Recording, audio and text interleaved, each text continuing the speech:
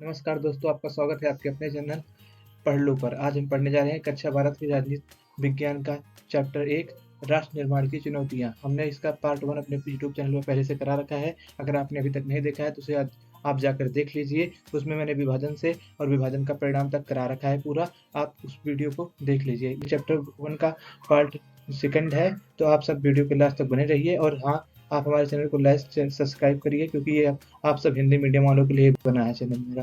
तो चलिए देखते हैं कि विभाजन के समय रजवाड़ों का विलय कैसे।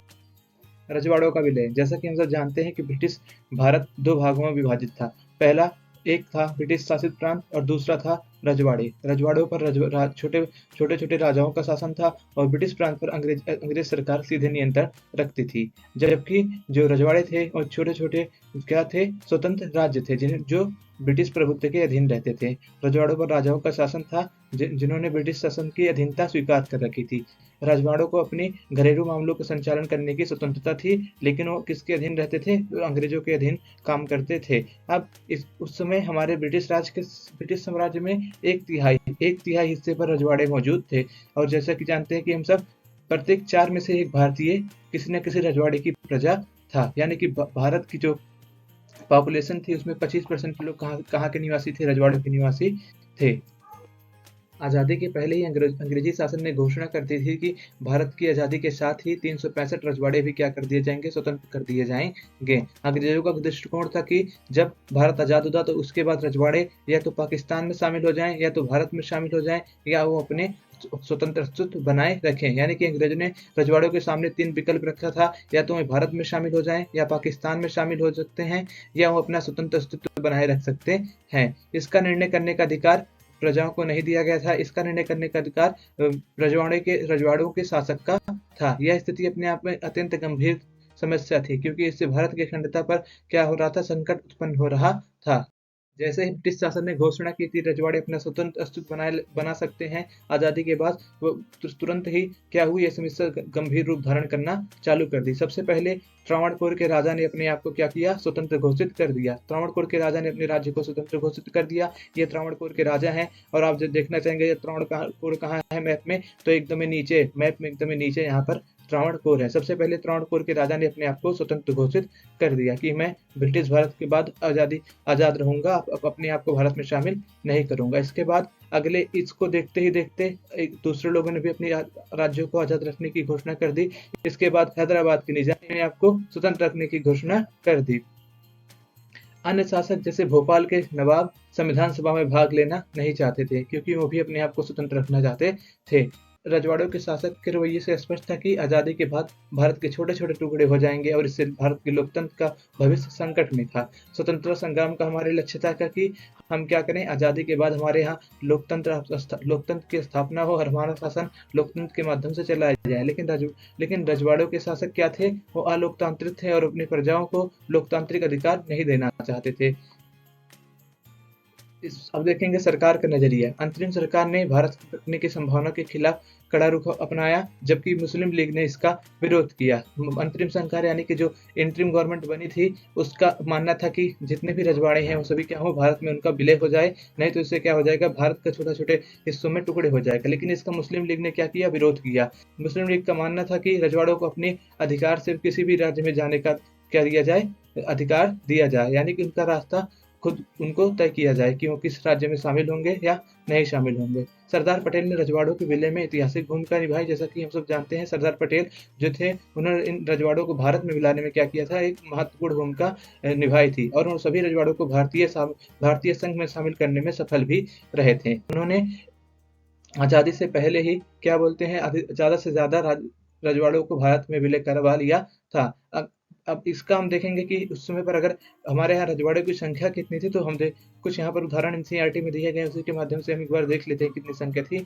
उड़ीसा में उस समय 26 रजवाड़े थे, छत्तीसगढ़ में 15 छोटे रजवाड़े थे, और सौराष्ट्र यानी कि इस समय का महाराष्ट्र, उसमें कितने थे? 14 बड़े रजवाड़े थे और 119 छोटे रजवाड़े थे। जिससे पता चलता है कि ये समस्या अत्यंत गंभीर थी।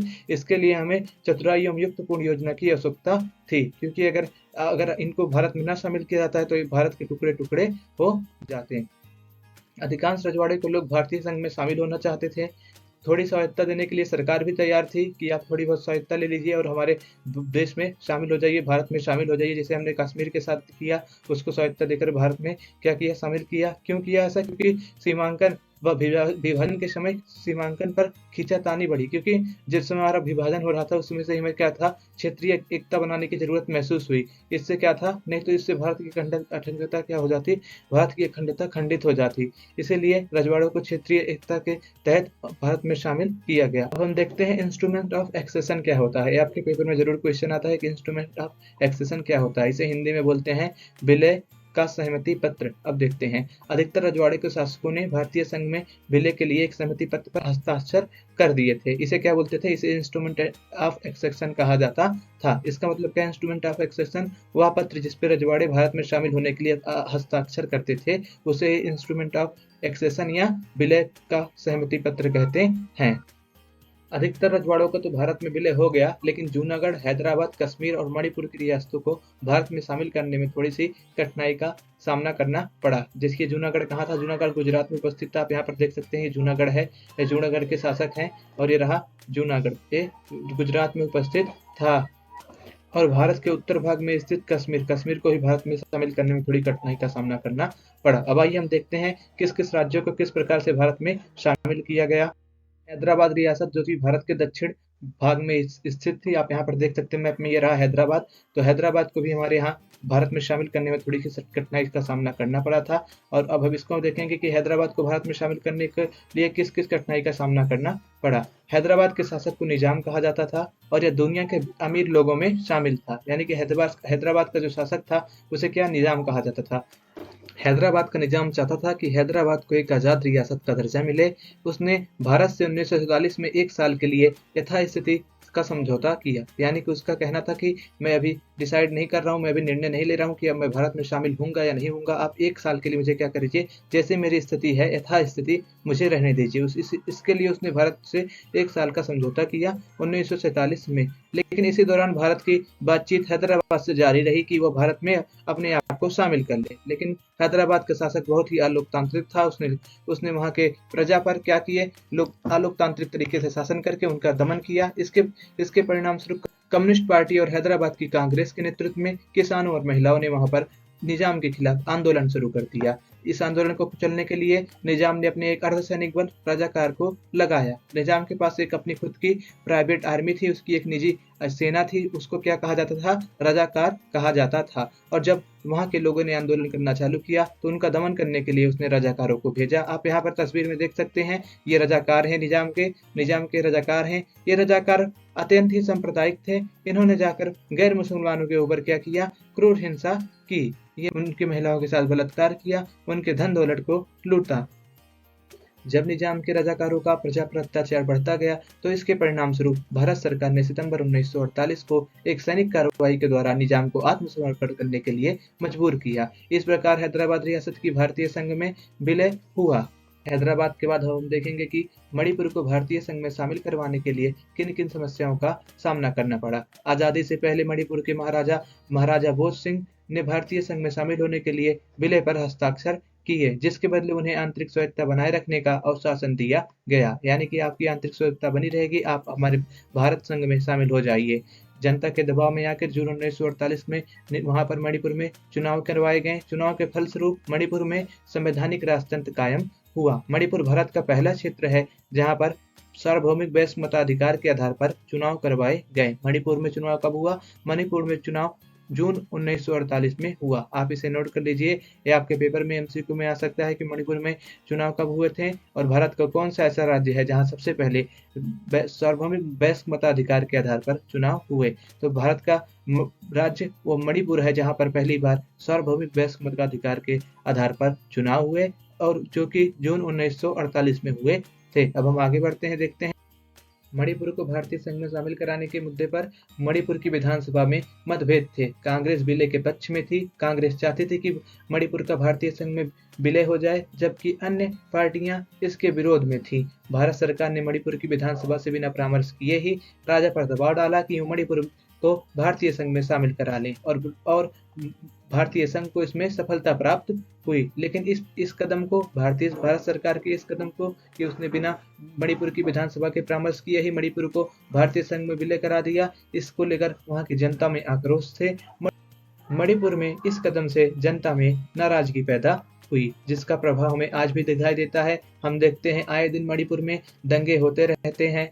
अब हम आगे बढ़ते हैं। अब हम देखेंगे कि राज्यों का पुनर्गठन किस प्रकार से और किस आधार पर किया गया। औपनिवेशिक शासन के समय प्रांतों का गठन प्रशासनिक सुविधा के अनुसार किया गया था। जैसे जैसे अंग्रेज भारतीय संघ के अलग अलग हिस्सों को जीतते गए, वैसे वैसे उन्होंने क्या किया, अपने प्रांतों का गठन किया और उन्होंने अपने प्रशासनिक सुविधा के आधार पर क्या किया, प्रांतों का गठन किया था। लेकिन स्वतंत्र भारत में भाषाई और सांस्कृतिक बहुलता के आधार पर राज्यों के गठन की मांग उठने लगी। लेकिन जैसे ही भारत आजाद हुआ तो अलग अलग राज्य के लोगों ने अपने भाषाई और सांस्कृतिक बहुलता के आधार पर राज्यों का मांग करने लगा। भाषा के आधार पर प्रांतों के गठन का राजनीतिक मुद्दा कांग्रेस के नागपुर अधिवेशन 1920 में पहली बार शामिल किया गया था।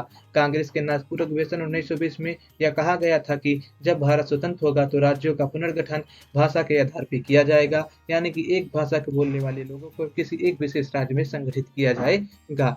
लेकिन जैसा कि हम जानते हैं कि हमें स्वतंत्रता के साथ साथ विभाजन भी मिला, तो इस वजह से हमारे भारतीय नेताओं को बड़ा ही डर था कि अगर हम भारतीय प्रांतों का उनकी भाषा के आधार पर, उनकी बहुसंस्कृति के आधार पर उनका गठन करते हैं तो इससे क्या होगा, भारत की अखंडता को चुनौती मिलेगी। कल को ये सब फिर अपने लिए अलग देश की मांग करने लगेंगे। इसीलिए भारतीय नेताओं ने क्या किया, अव्यवस्था और विभाजन के खतरे को मानते हुए इस मामले को स्थगित कर दिया। यानी कि उन्होंने इस विचार को छोड़ दिया कि अभी इस समय पर राज्यों का पुनर्गठन भाषा के आधार पर करना चाहिए। लेकिन परिस्थितियां विपरीत होती गई, राज्यों का भाषा के आधार पर मांग बढ़ती गई। ऐसे में हम देखते हैं कि दक्षिण भारत में एक विशाल आंध्रा आंदोलन देखने को मिलता है। विशाल आंध्रा आंदोलन में तेलुगु भाषी लोगों ने मद्रास प्रांत से तेलुगु भाषी इलाकों को अलग करके एक नए राज्य आंध्र प्रदेश बनाने की मांग की। इसके लिए एक कांग्रेसी नेता, वरिष्ठ कांग्रेसी नेता जो कि गांधीवादी थे, पुट्टू श्रीरामुलु, लगभग 56 दिनों की भूख हड़ताल पर बैठ गए।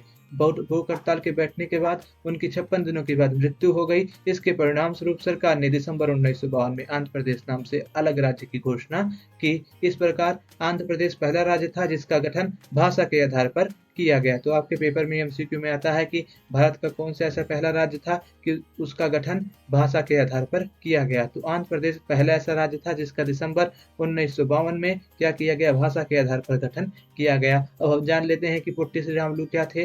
जैसे गांधीवादी नेता थे जो कि कांग्रेस पार्टी से संबंधित थे। इन्होंने क्या किया था, इन्होंने दलितों के लिए आंदोलन किया था एक बारी कि उनको क्या किया जाए, दलितों को मद्रास प्रांत के मंदिरों में क्या किया जाए, प्रवेश दिया जाए। और 19 अक्टूबर को इन्होंने विशाल आंध्रा आंदोलन चालू किया। उनकी मांग थी कि तेलुगु भाषी प्रांत को क्या किया जाए, अलग किया जाए मद्रास से और इसका एक नया राज्य आंध्र प्रदेश का गठन किया जाए। इसके चलते आमरण अनशन पर बैठ गए और 15 दिसंबर 1952 को उनकी मृत्यु हो गई 56 दिनों के बाद। यानी कि 56 दिनों के बाद आमरण अनशन पर बैठने के उनकी मृत्यु हो गई। अब हम आगे बढ़ते हैं।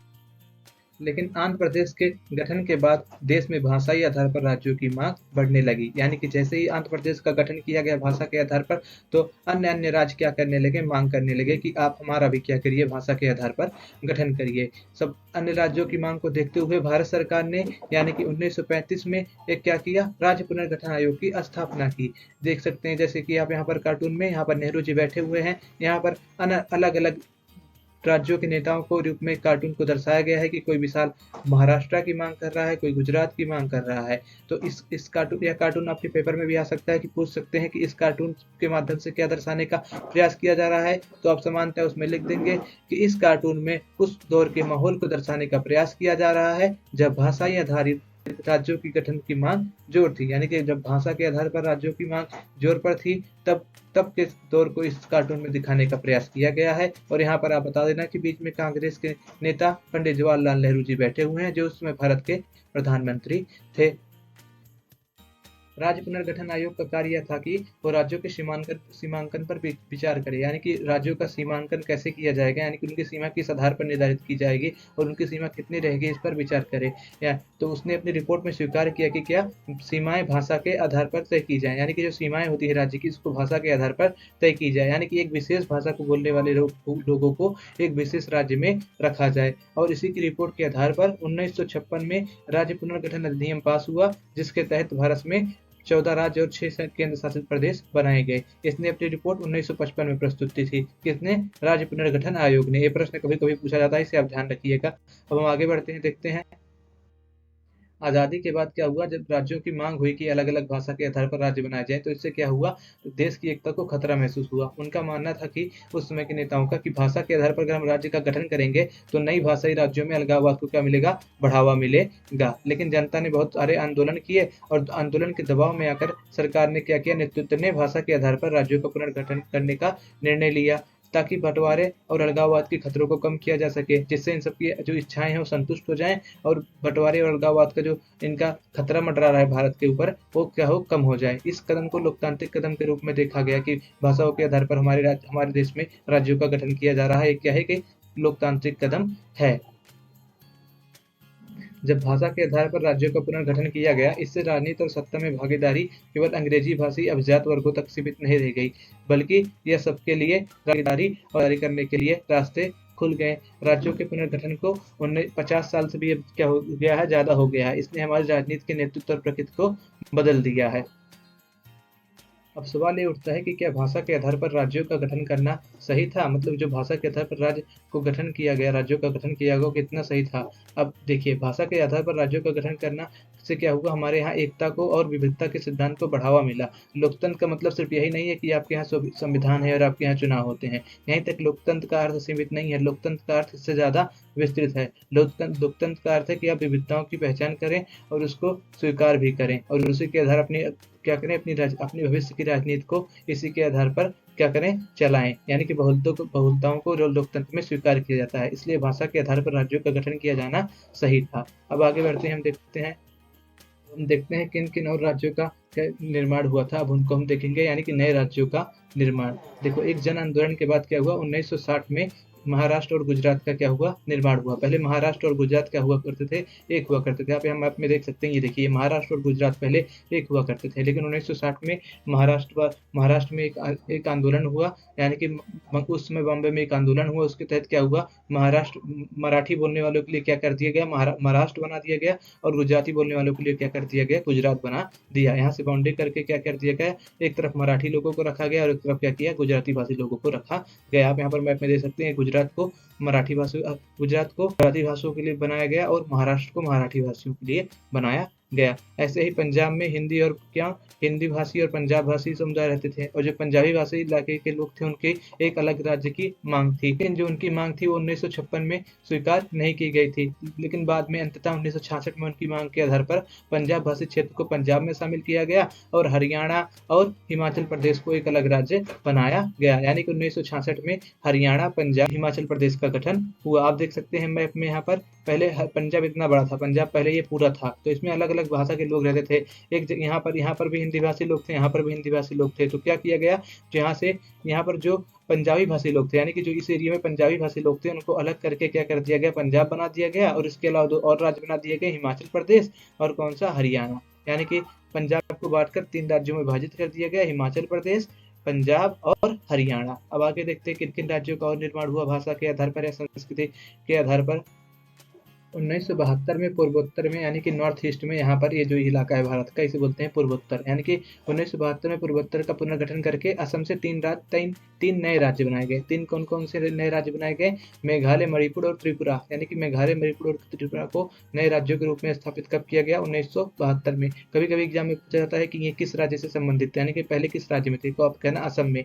यानी कि मणिपुर और असम के राज्य में था, और त्रिपुरा भी असम के ही राज्य में था, और मेघालय ही असम के राज्य में था। लेकिन 1972 में अलग करके इन्हें अलग अलग राज्य का दर्जा प्रदान किया गया। और मिजोरम और अरुणाचल प्रदेश को 1987 में बनाया गया, नागालैंड जबकि 1963 में इन सबसे पहले ही बन चुका था। अब देख, राज्य के पुनर्गठन में केवल भाषा को ही आधार नहीं बनाया गया, इसमें क्षेत्रीय असंतुलन और सांस्कृतिक विकास की बातों को भी ध्यान रखा गया। इसके परिणाम स्वरूप हम देखते हैं कि क्षेत्रीय असंतुलन और सांस्कृतिक विकास के आधार पर छत्तीसगढ़ को जिसके मध्य प्रदेश से काट के बनाया गया, मध्य प्रदेश से काटकर छत्तीसगढ़ को बनाया गया, और उत्तराखंड को उत्तर प्रदेश से काटकर बनाया गया, और झारखंड को किससे, बिहार से काटकर बनाया गया। इन तीनों राज्यों को 2003 में बनाया गया। क्रमशः छत्तीसगढ़ को मध्य प्रदेश से काटा गया था, उत्तराखंड को उत्तर प्रदेश से काटा गया था, और झारखंड को बिहार से काटा गया था। और पहले उत्तराखंड का नाम उत्तरांचल था, ना कि उत्तराखंड। इसका नाम बाद में जाकर उत्तराखंड हुआ। और जून 2014 में, यानी कि 2 जून 2014 में तेलंगाना को भी एक नए राज्य के रूप में गठित किया गया। अब आपको हम मिलेंगे एक नए चैप्टर के साथ। आपसे निवेदन है कि आप हमारे चैनल को लाइक, शेयर और सब्सक्राइब करिए, क्योंकि ये हिंदी मीडियम वालों का चैनल है। हमने विशेष करके आप सब हिंदी मीडियम वालों के लिए ही बनाया है। आप सब वीडियो देख लेते हैं लेकिन लाइक नहीं करते हैं, तो आप ज़्यादा से ज़्यादा लाइक, शेयर और सब्सक्राइब करिए। अगर आप ऐसे ही रहा तो हमें इस चैनल को बंद कर देना पड़ेगा, क्योंकि लोग ज़्यादा से ज़्यादा वीडियो देख लेते हैं लेकिन ना लाइक करते, ना सब्सक्राइब, ना शेयर करते हैं। तो हम आपके लिए वीडियो बनाए हैं, तो प्लीज़ इस चैनल को आप सब लाइक, शेयर और सब्सक्राइब करिए। और आपके लिए हम सब एक प्रश्न छोड़ के जाते हैं, जिसका आपको उत्तर कमेंट बॉक्स में लिखना है। जो भी आपको उत्तर सटीक लगे वो आप उसे कमेंट बॉक्स में लिख दीजिएगा। तो कहे हैं, उत्तराखंड का गठन किस वर्ष में हुआ था? 2002 में, 2000 में, 1998 में, या 2014 में? आपको जो आंसर सटीक लगे उसे आप कमेंट बॉक्स में लिखिए। तब तक के लिए पढ़ लो।